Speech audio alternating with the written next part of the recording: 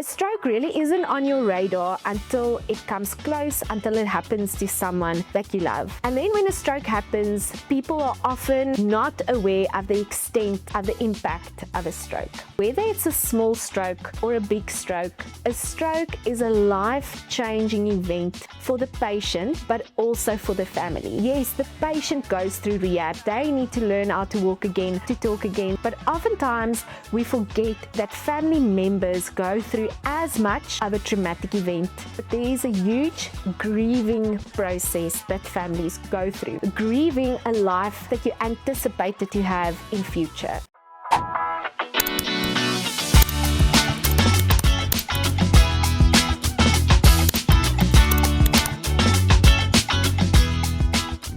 Welcome to Fill in the Blanks podcast. I'm Ilanie, a clinical social worker that started a passion project for home care 6 years ago, and 6 years later we've got 3 assisted living facilities and home-based carers across Gauteng. But more than anything, my heart really goes out to family members caring for patients affected by big medical trauma. So last week we shared Nina's story. Nina's husband had a stroke 4.5 years ago, and he went through acute hospitalisation, acute rehabilitation, post-discharge rehabilitation where he was looked after in the home environment, and then eventually placed in frail care where he currently is. So Nina's story really highlighted a couple of things that I want to chat about. So please go have a look at that episode if you haven't watched it yet. It is in Afrikaans, but definitely I will be sharing a couple of thoughts on that. So the golden thread through Nina's story was definitely a wife being traumatized by her husband who had a stroke.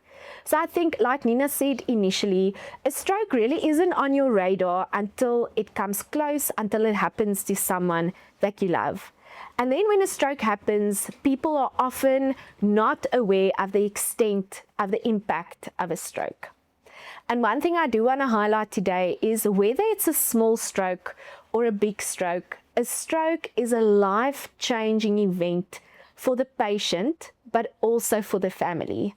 And I worked in physical rehabilitation, in neuro-rehabilitation for more than 6.5 years.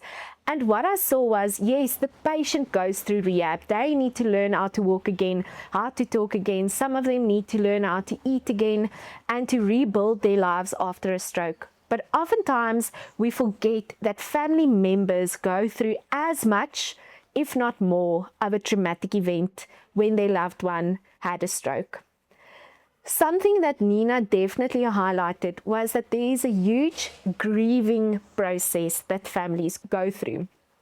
We often think that grief only happens when we lose someone, when someone passes away. That's the only time when we grieve. But actually there's a phenomena that we call complex grief. And complex grief speaks to grieving a life that you lived before and a life that you anticipated to have in future.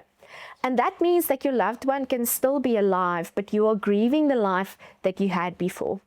And that is part and parcel of when a loved one, especially has a severe stroke, when they are no longer able to work, when they are no longer able to walk, when they are no longer able to eat or to talk. When a severe stroke hits, loved ones often grieve the life that they had and the life that they thought they were going to have. And the same process applies. So people go through the denial phase where they think this stroke isn't as bad, life is going to go back to normal. And especially during the rehabilitation phase, people often feel as soon as we just get home, things will go back to normal. And then when they get home, they often very quickly see that that is not the case, which often catapults them into a depression and an anxiety, because now they are faced with being back in their familiar environment, but life looks different.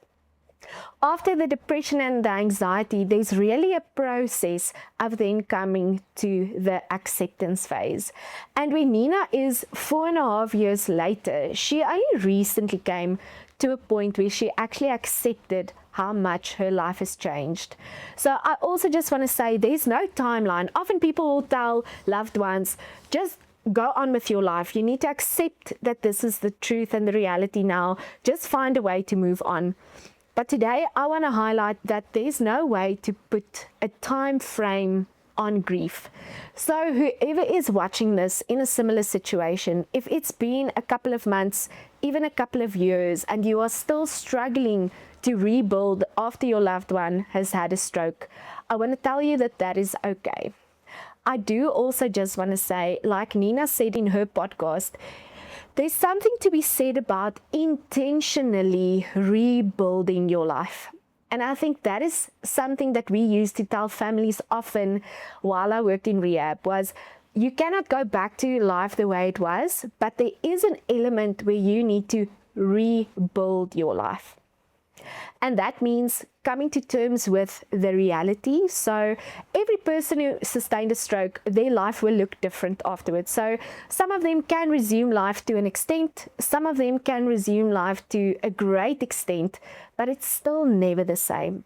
But there are some patients who sustain a stroke that life looks completely different. And I think step one definitely is following the process of acceptance. And again, it's not as easy as just accepting life is different and we go on, but intentionally realizing that you need to go through a phase of coming to acceptance and then to start rebuilding life.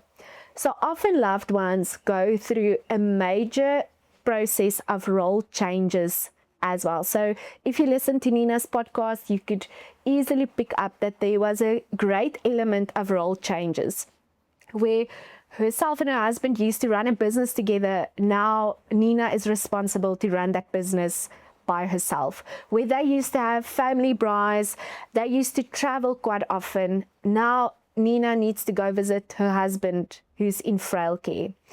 Nina has had to attend her daughter's wedding by herself. So there's a huge element of role changes that can also contribute to depression and anxiety. But as soon as we realize that there is an element of role changes, we can start looking for support to make sure that our loved ones' needs are met, but that also we give ourselves space to start rebuilding a role in our life that makes sense to us again.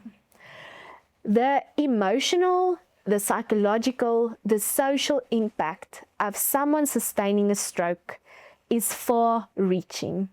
And again, what Nina emphasized in her podcast was it is important to have social support. It is important to have someone to talk to. It might not be the people that you initially anticipated, and I've seen that time and time again in rehab, where families often thought that there were specific people that were going to support them and just didn't.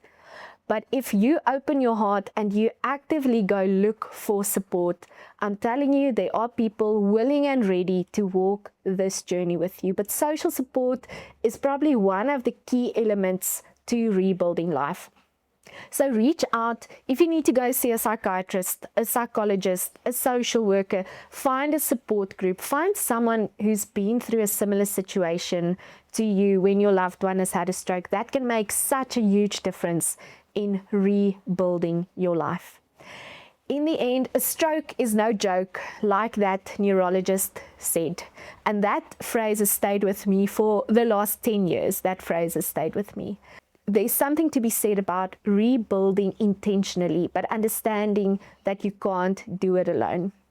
So I really hope that Nina's story, just the debrief of her story in this podcast, touched someone's life today, just made someone feel less alone, that they are not the only person going through stroke recovery and rebuilding life, because you are not alone. So many people are going through something similar and has rebuilt their lives successfully. So I hope that this is a nugget of hope that we leave with you.